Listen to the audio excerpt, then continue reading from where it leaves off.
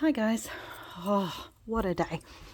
I've just spent the last hour trying to record my next video for my journal, and my camera has just turned off 5 times. So I've repeated myself, and I didn't realize it had turned off until I got to look up to see that, make sure that I was still centered, and realized that it was off and that I was explaining my journal to myself the whole time. So I've decided to take a break and instead just share with you some experimentation with some papers that I was dyeing yesterday. Some worked, some look great, some not so much.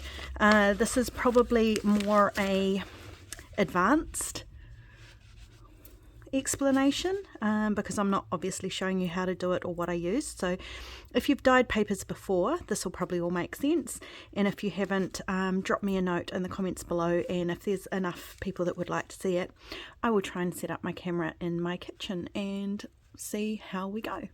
Alright, so this one, yeah, kind of looks like, I don't like it. It looks like a snail has decided to crawl all over the junk mail, you know, like it does. But I did think, I do love the colorings, and I thought if I had have laid them down in lines, that could actually have been quite pretty. So what it was is I dyed it, and when it was wet, I put cotton on it. I've tried that with watercolor before and it hasn't worked as well. So wetting the entire paper and then putting the cotton on it does give it this effect, which I thought was quite cool, even if this one is a bit of a failure. I can still use it for little bits of interest though. It's just the whole thing looks like a bunch of snails went on a party. This one as well just has a little bit on it, and I have, once I've dipped it in the pink watercolor, then I have splattered some coffee on it because they don't seem to mix together, so they come out like this. And then these are water drops, just plain water that I've put on after that. This one I loved. So then I started playing with stenciling, and this one here, can you see that? I just used a text stencil, and I love how that came out.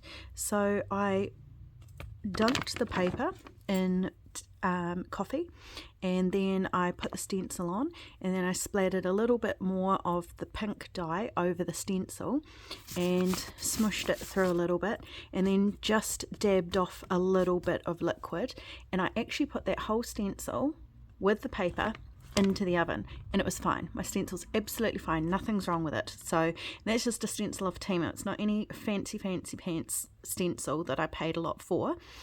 So yeah, I only ever have my setting on about 30 degrees Celsius, so it's never too hot, but I like how quickly the oven dries things, and I love how crinkly it makes it. And another tip, if you laser print, you can quite successfully dye the paper, and although it changes the colour of the print on the back sometimes, if you're dunking it into the dye bath, I think that's really cool to have that on the back, and it doesn't disturb the image at all.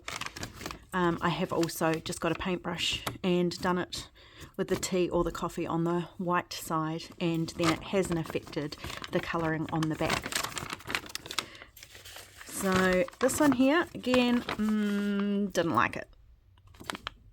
Don't like it, but I thought I could do some mixed media over the top of that, and that actually is quite an interesting background.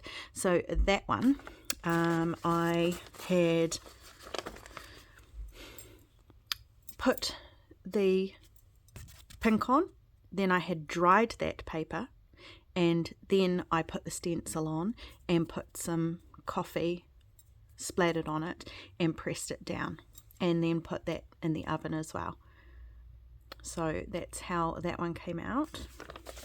Now these guys, they're a bit much for me, to be fair. A bit dark. That I did the same way as the text. So dip dye in this colour, then put the stencil on, then flick some stronger dye through it and just dab it off a little bit and put it in the oven. But watch this. Can you see that? Now that is a bit of me. And look at this one. Isn't that just stunning? I love that. Nothing else that I have done, stenciling or otherwise, has given me that effect. And that is just the back of the paper. Don't ask me why it does that. I'm not a scientist. I don't know. But I thought I could actually just glue those two together. And then they're going to make beautiful little pocket pages. So I'll just leave those sides open. Won't that be pretty? Look at that. I just couldn't believe when I turned it over how pretty that was. So I say that's a success, even if I don't particularly like those sides. Tried music paper. Music paper dyes perfectly fine if it's one of the papers that's kind of on the thick side already. I wasn't sure how it would come out, but I think that's actually really pretty. I like music paper just as well, but that could be quite useful. I always dye some card because they're always great, nice, sturdy pages. That is just where I had the pink dye and then I added some more dark dye concentrate to it, and I didn't mix it in. I just pushed the paper in and that's the effect that it gave. That one, just a bit plain. And again, this here, hopefully it shows up. That is when I just dip dye the paper in pink, and then from a great height I drip water on it and it dilutes in the areas that the water hits. That again gives quite a lovely effect. I like that. So I will just pause here for a minute and I will go and show you what I actually use to make these dyes. Okay, so this is what I use to colour the water. This brand is ColourX, and they're just brilliant watercolour, liquid watercolours. And to get that kind of colour, which is more of a dusky pink, I add the burgundy with brown. More so this tobacco colour, because that sienna colour's got a little bit of a red base anyway. But those are the products that I use, and I'm sure probably any liquid watercolour would work, but I get a lot of use out of these and they're relatively inexpensive as well. So there we go. Hopefully you'll have some fun dyeing your journal pages into the colours that you're going to use in your next journal. You might have guessed, yes, I am going to attempt pink next. So we shall see how it goes. It's got to be dusky pink, you know me, muted tones only. So just a little bit of a preview if you've hung in there this long. I have a bit of exciting news. Been invited to join the sample design team, which is quite exciting, something new for me. And I have created one massive journal for that. If you're not interested, please stop watching. I'm sure you can find something more interesting. But I'll give you guys a little sneak peek. This is her. I can't wait to show her off. Lots of goodies and different ideas in there and things that I have been trying. So hopefully I'll have lots and lots of ideas to show you guys that you haven't seen before.